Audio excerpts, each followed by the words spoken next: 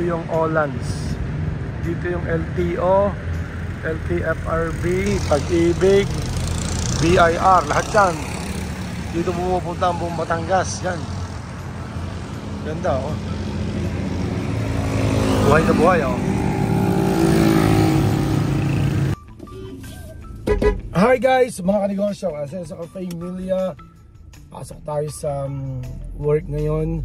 Tadaan tayo sa isang office natin sa Santa Teresita, yung bagong open natin. Then may mga pupuntahan tayong mga projects, mga clients. So guys, gusto ko lang i-share sa inyo na last month, January 8, nag-opening tayo sa isa nating branch ng Adbatec CCTV. Then yun nga, ngayon, alam niyo ba guys, pag ikot-ikot natin sa Lipa naman, yun yung main office natin sa Lipa. Meron tayong ang main office ng Adbatec CCTV ay sa Lipa. Then yun nga guys, pag ikot-ikot natin, napagaway tayo sa isang lugar sa isang commercial area sa Lipa. Napakaganda ng area yon. Guys, may nakita tayong pwesto. Okay. So, ang tanong, kailangan bang kumuha pa ng isang office sa Lipa? Samantalang meron na tayong main office sa Lipa. But actually, doon sa mga nakasubaybay, before meron tayong office din sa tapat ng SM Lipa. So bukod sa main office natin sa Tambo, meron tayong office sa tapat ng SM Lipa. Kaya nga lang, nag-pandemic, daming problema, okay? So nasarado rin yon. So on-retain lang talaga natin yung main office natin sa Tambo, okay, sa Lipa. So ngayon, ang tanong, unang tanong, kailangan pa bang kumuha ng office sa Lipa? Meron na ngang main office and kilala na rin naman nga po ang Adbatec. So itong office na ito, tinanong natin sa mga iba nating mga kaibigan, kahit sa mga staff natin, okay, puros negative ang sinasabi nila. Puros negative, okay. Meron din namang okay din, meron din namang negative, meron din namang positive, but pros and cons, talagang mas marami yung cons na sinasabi nila. Una-una, ang pwesto ay mahal. Okay, ulitin ko, mahal. Okay, medyo madugo dahil commercial area nga. Number 2, luma na ang building, luma na ang space for rent ito. Pantatlo, napaka daming dapat baguhin, i-renovate. Malaki ang talagang maraming dapat gawin. Number 4, matagal pa bago malipatan kasi nga maraming dapat gawin. Panglima, okay, yun na ngayon, napakalaki ng magagastos. Okay, napakalaki ng magagastos. Pang-anim, walang parking. So kung may mga client na gustong pumunta, it's either mag-hazard sa harap ng office, sa kabilang side mag-park. So yun. So mahal, ano ba yun? So pwede ko sabihin guys na yung mga negative, napakalaking factor yan, yung mga cons na yan. So ang tanong, kailangan pa bang kumuha ng isa? Where nakikita mo naman, ang dami namang mga negative na mahal, walang parking, maliit, bukod pa sa napakaliit ng space, pahaba, na hindi mo naman kinakailangan ng ganong kahaba, then gagawa ka pa ng warehouse, ang malaki magagastos.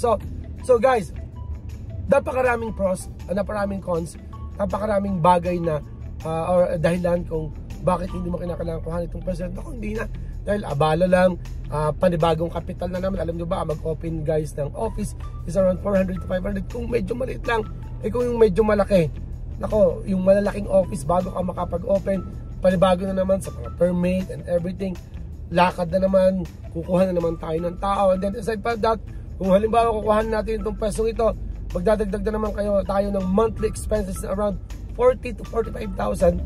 Yan yung gagastusin monthly dito kasi rerentahan mo, kuryente, tubig, internet, and tao, and others, permits.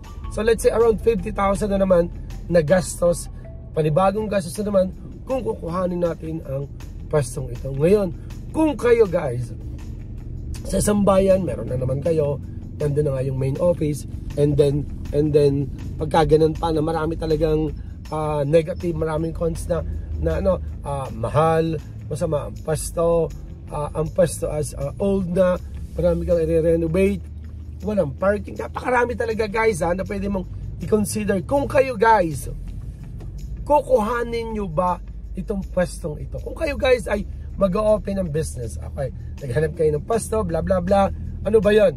Paano ba kayo magde-decide kung i-go nyo or hindi? Magtatanong ba kayo sa mga tao? Gagawa ba kayo ng sarili nyong research? Kayo ba itatambay sa area yon?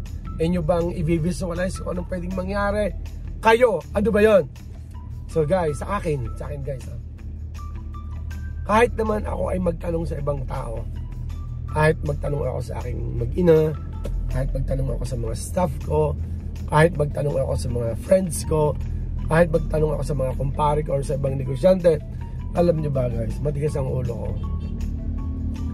Ako pa rin ang magdi-decide whether kukunin ko or hindi. Kahit yung 20 tao na tinanong ko, 100% sinabi nila sa akin, nako, Sir Orly, nako, Orly, nako pare, nako boss, wag mong kuhanin yan. Kahit pa 20, 100% na nagsabi na wag mong kuhanin yan, wag mong ituloy yan, wag mong i-rent out yung pwestong yan. At sinabi ko na sa tingin ko, okay, good, pasok, kukunin ko pa rin. So guys, gusto kong ipaalam sa inyo na kung tayo magne-negosyo, yung sarili rin natin, okay, mas lamang kasi kayo naman yung magdi-decide eh. Kayo naman yung mag-handle, kayo naman yung magmamanage. Alam niyo guys, may mga iba tayo na alam niyo, ito, to make it straight to the point, may nakikita ang mga business-minded person, ang mga business-minded na tao na hindi nakikita ng mga ordinaryong tao, ng mga empleyado. Yung mga taong hindi naman talaga business-minded, maaring sa kanila is agad ang gusto nila. 100% sure na pag kumuha ng pwesto, maganda, magbo-boom, magkiklik, talagang patok agad. Sabi nga nila, yung Taal, yung Rome, hindi sa ginawa ng yung Basilica, hindi yan ginawa ng overnight.